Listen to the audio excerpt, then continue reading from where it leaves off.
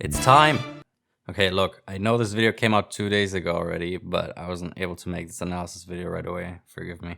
The second Day Life 4 preview video is here. Now, since the first one was pretty much just a small teaser, this one should have more trailer-like information, like the Day Life 3 video. I can already see that Day Life 4 has gotten its release date, April 2022, which was what I expected. I mean, we haven't heard anything since September and the winter season has already started, so really this was the only way to go, other than delaying it to the fall season or something. It's honestly pretty cool because Shield Hero Season 2 is also airing this spring season, so I'm definitely looking forward to that. Now, since this preview video has a lot going on in it, I find it a bit hard to react to it properly, so I thought I'll do more of an analysis breakdown kind of thing for it. I recommend you watch it for yourself first. I'll put the link in the description.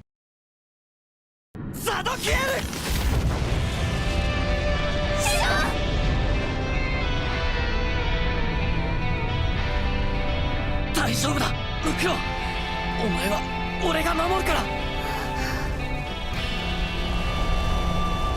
Okay, so in the first few seconds we can see Shido with Mukuro, who, if you don't know, will be one of the new spirits introduced in Day Life 4. I honestly can't wait to see all the great fan art once this anime airs, by the way, since I love Mukuro and Nia, who we'll see more of later on. Here's a shot from a key scene of Day Life 4 showing Shido, Kotori, Toka, and Westcott. Now, no spoilers, but you can expect to see some stuff about him in these episodes. Very excited for that. In my opinion, you can already kind of see a big difference in the animation art style here. We already pretty much know what to expect with Geek Choice since Data Bullet is a thing, but it's nice and interesting to see our mainstay characters in this new art style. But it's much different from Tsunoko's original art style. I think it still fits the characters well enough to the point where I don't mind it. It feels like a new modern take on Data Life, if that makes sense. Now, this girl right here is Nia, your other new spirit for Day Life 4. Again, it's a bit hard to talk about this without spoiling it, but this is the part of the story where it gets a little darker, honestly. It's kind of painful, but I'm still very excited to see how they adapt these parts of the story in particular, especially since Nia is like my favorite character in Day Life in general. I mean, how could she not be, right?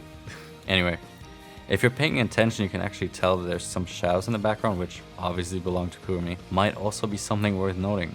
Okay, I'm not a huge Kurumi guy, honestly, but I absolutely love this shot right here. We already saw this shot in the first preview video, but I still think it looks absolutely great. The lighting and everything, it really is a far cry from the terrible animation we had in Day Life 3.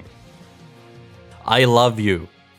Here we have another shot of Nia, and without taking away too much, I love her character. And I'm sure a lot of you anime-only people out there will as well. I've heard some people say that her design reminds them a little bit of Sino from Sword Art Online. And yeah, now that I think about it, I can definitely see that. This right here is Nia in her astral dress, and oh god, yes. And anyway, we've seen her in the first preview video as well. And this is also something I'm looking forward to. By the way, this shot in particular kind of reminds me of when Shido first met Natsume in Day Life 3. They had a pretty similar thing going on there. Then again, that's just Day Life in general. Here we have a close-up shot of Muku, which I know everybody will lose their mind over. From what I've seen personally, I think there's actually a lot more Muku fans than Nia fans, and this is probably only going to create even more. By the way, very strategic placement of your leg there, Muku. Her astral dress looks great as well, matching the whole space vibe going on. Obviously, there's also a reason for that, which I'm not gonna spoil. Now, this shot is honestly pretty important. We can see the Ratato's base, which is not the Foxinus. I'm gonna talk about this because they may brush it over, and I just want to say it out. You may remember that in Day Life 3, Origami destroyed the Foxinus twice. Once before and once after Shido traveled through time to save her parents. Well, in the incredible mess that was Day Life 3 episode 12, they of course left out a lot of information. And one of those things was the fact that the Foxinus was still destroyed. In that episode, they were just using it like normal, but in the light novel, it was actually so damaged that they temporarily had to use an underground base instead, which is what we can see here. My guess is that the new staff is just trying to pretend that Day Life 3 episode 12 didn't happen, and they're just going to ignore the fact that they already used the Foxinus again. So I just want to say it. Don't be surprised if this will end up just not being mentioned at all. Here are some overall shots of some of the other characters, including Natsumi, Origami, Kotori, and Yoshino, all of which will of course play a role in these upcoming episodes. Looking forward to that. Especially if you're an Origami fan, you have a lot to look forward to, trust me. There's a lot of space for expectations. Get it? Because it plays in space. Okay. This shot right here was what I've seen people talk about the most, and I think we can all see why. It looks absolutely great.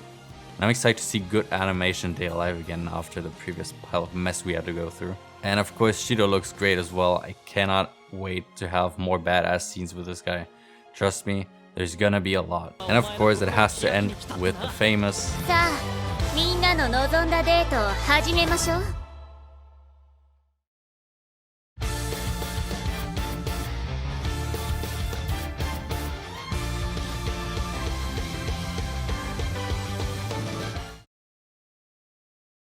So that was a preview video. Honestly, really good looking. I'm very excited for April, but of course, that's not all of it. We also have some other information, including the voice actresses for Nia and Mukuro finally. There were some rumors previously, but now we have confirmation. Mukuro will be voiced by Akari Kageyama, which is honestly not a name I've heard before.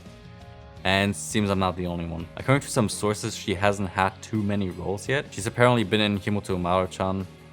Nevertheless, I'm looking forward to hearing her as Muko. Now on the complete opposite of the spectrum, we have the voice of Nia, which will be Hitomi Nabatame, who has been in, well, a lot. Personally, I recognize her from High School DD, where she voiced Reinare, and Pokemon XY, where she voiced Seirena's mother. Now something pretty big we got from this is that this time around, Sweet Arms will not be making the opening for Day Live. They have so far made every single opening for Day Live, including the movie and video games.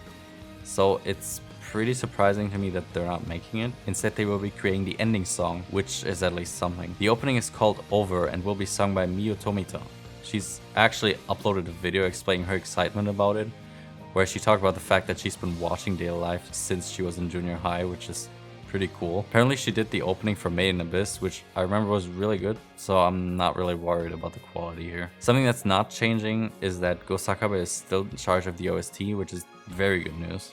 This man has been constantly putting out amazing background music, so I'm happy that he's still on board. That's mainly it for all the information. Day Life 4 will start airing in April 2022 with the spring season, alongside other long-awaited anime like The Rising of the Shield Hero Season 2. I'm very excited for it and can't wait for more people to experience the great story that is Day Life. I will most likely live react to it when it comes out on my Twitch channel and give my thoughts on everything when it happens. Let me know what you thought about it in the comments below.